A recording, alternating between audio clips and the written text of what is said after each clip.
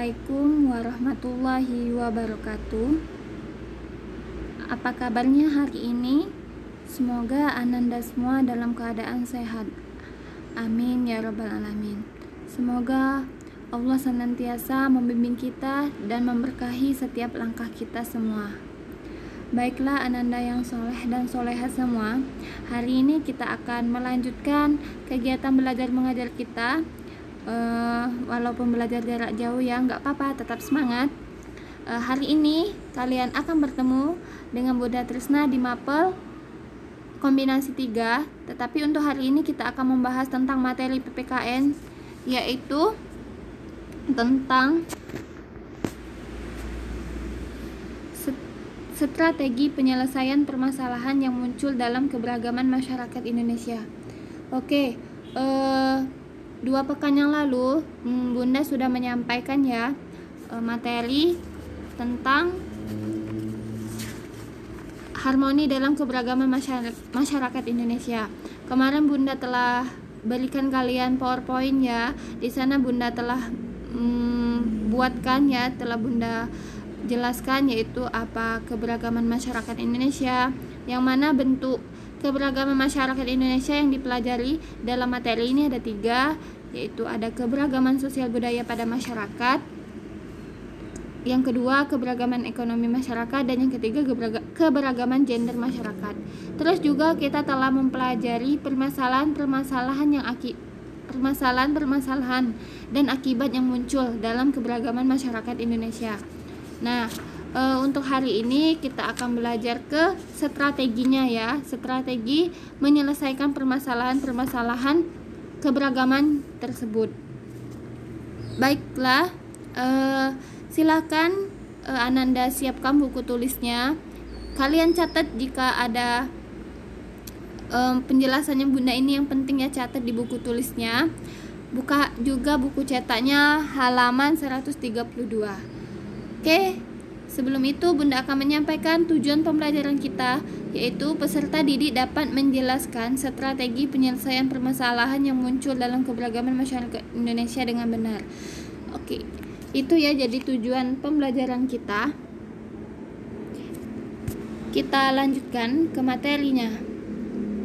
Strategi penyelesaian permasalahan yang muncul dalam keberagaman masyarakat Indonesia.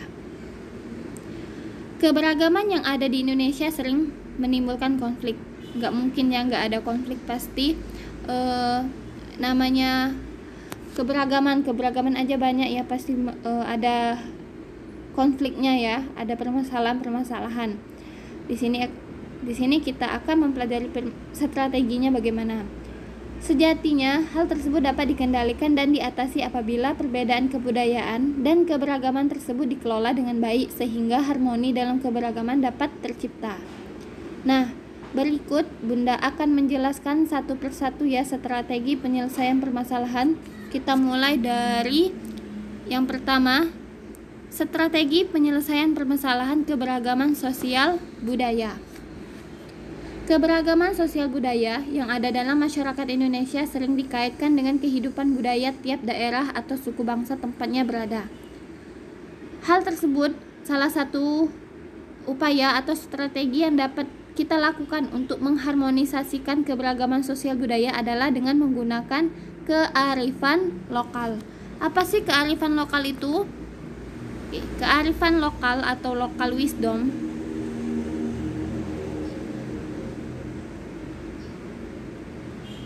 Nah, kearifan lokal ini dalam Kamus Bahasa Inggris Indonesia karangan John M.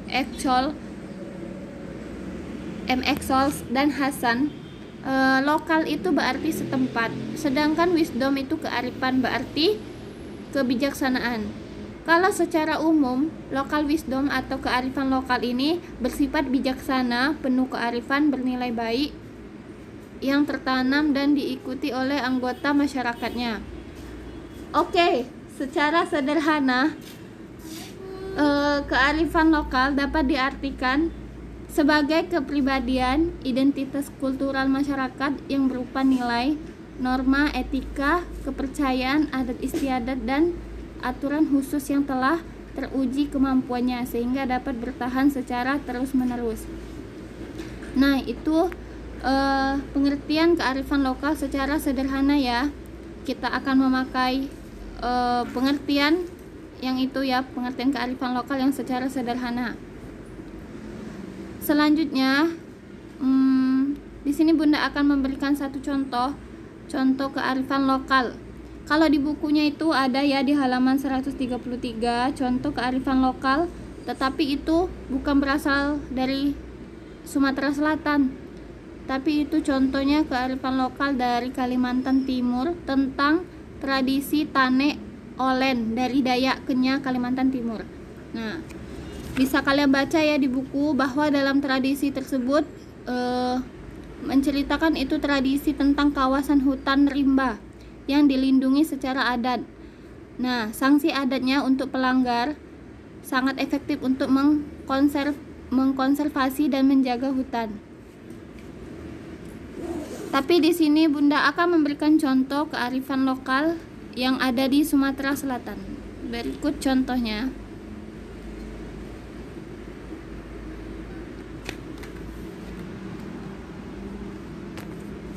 Oke, sebelum Bunda lanjutkan ke contoh kearifan lokal Sumatera Selatan, di bukunya juga ada contoh yang lain ya, contoh kearifan lokal tradisi Nadran di Cirebon yang memiliki makna yang begitu mendalam, yaitu sebagai implementasi rasa syukur kepada Tuhan atas berbagai anugerah yang dilimpahkannya, seperti hasil laut yang melimpah, tumbuhnya kesadaran untuk selalu menghormati para leluhur. Nah, dalam tradisi ini, ketika manusia bersyukur, Tuhan pasti menambahkan karunia-Nya. Selain itu, jika ada penghargaan dan penghormatan jeripayah para leluhur, masyarakat akan menjadi manusia yang berperadaban. Masih banyak contoh kearifan lokal yang lain, itu contoh tradisi-tradisi. Yang pertama tadi yang dari Kalimantan Timur, dan yang kedua ini Cirebon. Ini Bunda akan mencontohkan kearifan lokal ya, kita pelajari yang dekat-dekat saja ya. Kita kan kebanyakan aslinya orang Sumatera Selatan ya. Kita belajar mengetahui contoh kearifan lokal yang ada di Sumatera Selatan. Di sini Bunda contohkan satu, sebenarnya banyak ya, tapi Bunda contohkan salah satu saja, yaitu ada adat ngobeng. Apa sih adat ngobeng itu? Ini menurut Wikipedia, Bunda cari ya di Google. Ngobeng itu berarti tradisi menghubungkan makanan dalam kegiatan adat Palembang, seperti dalam acara pernikahan, hitanan, syukuran, dan perayaan hari-hari keagamaan. Itu ya, ngobeng tuh diartikan tradisi juga. Ngobeng tuh tradisi yang ada di kota Palembang, khususnya di kota Palembang.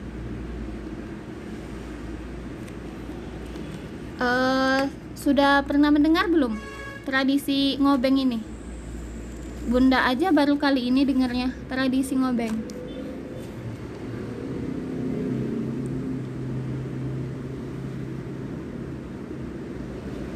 Terus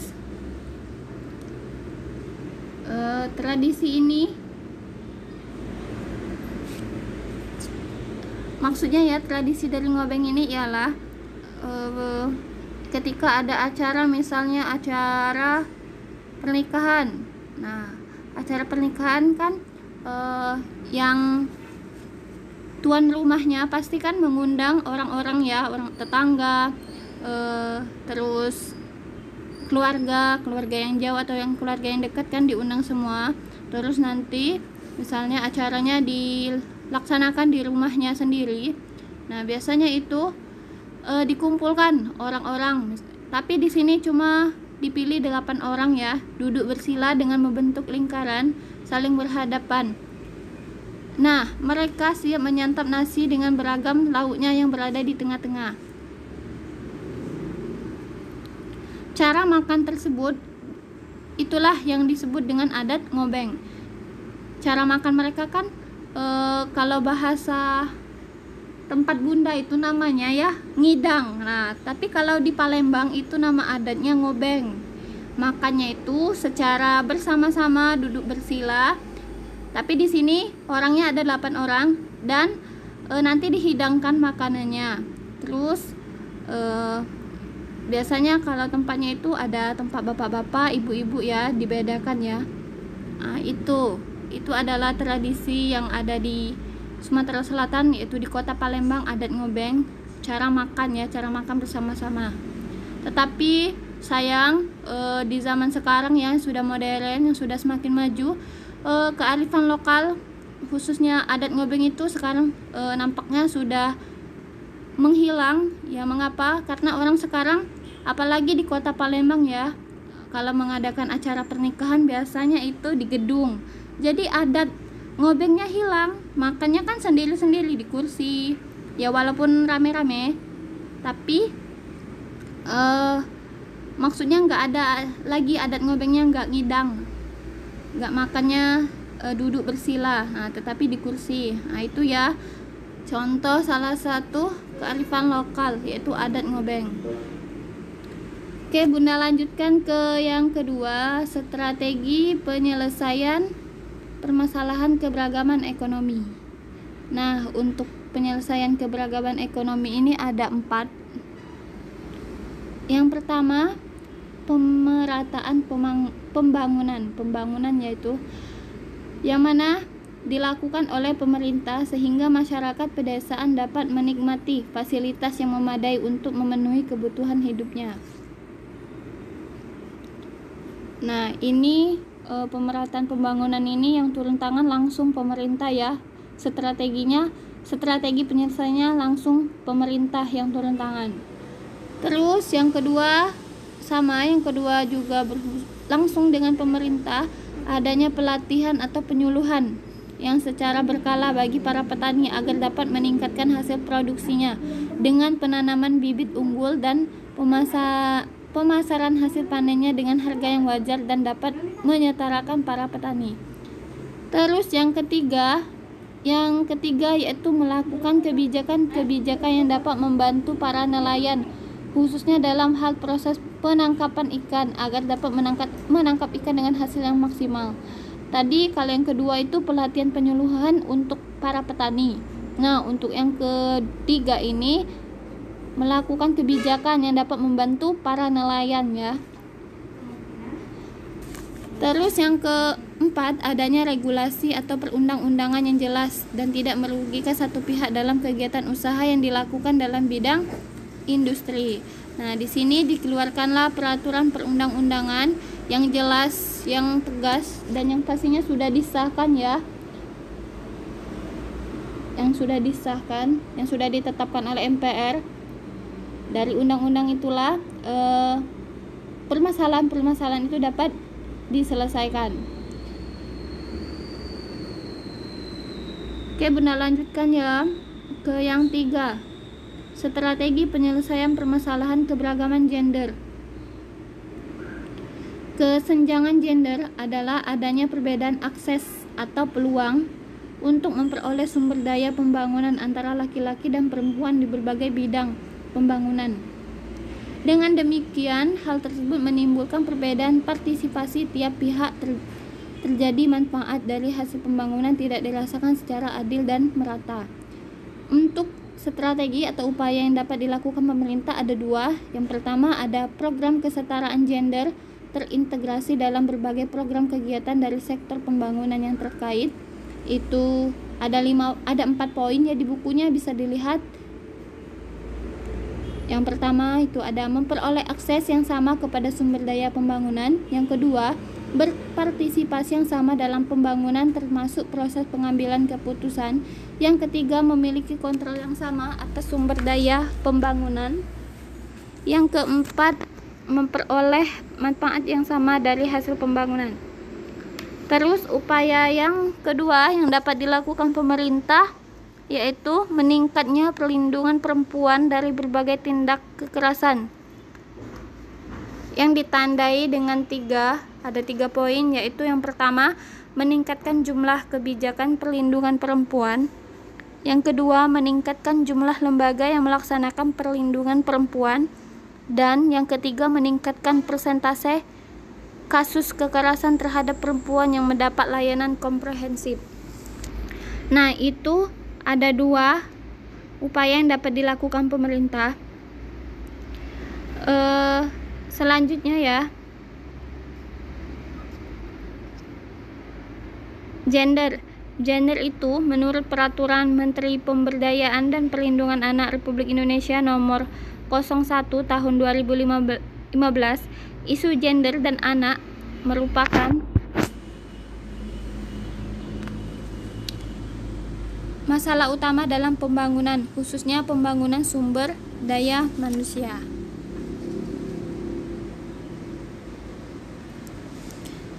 Itu adalah strategi penyelesaian permasalahan keberagaman gender. Yang mana kita ketahui ya, di Indonesia, negara kita Indonesia, masih ada anggapan bahwa perempuan tidak perlu mendapatkan pendidikan lebih. Sejatinya tiap individu, baik laki-laki maupun perempuan, berhak mendapatkan pendidikan yang layak. Dengan demikian, pendidikan bagi anak perempuan juga patut diperhatikan semenjak dini. Itu tergantung juga ya dari orang tuanya yang mempunyai anggapan. Kalau orang tuanya beranggapan yang luas ya, insya Allah pasti memikirkan juga lah nasib-nasib untuk anak perempuannya.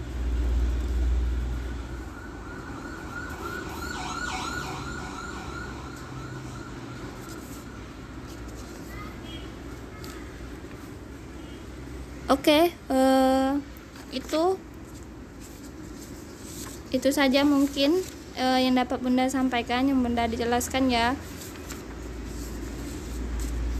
Ada 3 penyelesaian permasalahan yang muncul. Yang pertama tadi ada strategi penyelesaian permasalahan keberagaman sosial budaya. Yang kedua, strategi penyelesaian permasalahan keberagaman ekonomi. Dan yang terakhir ini strategi penyelesaian permasalahan keberagaman gender.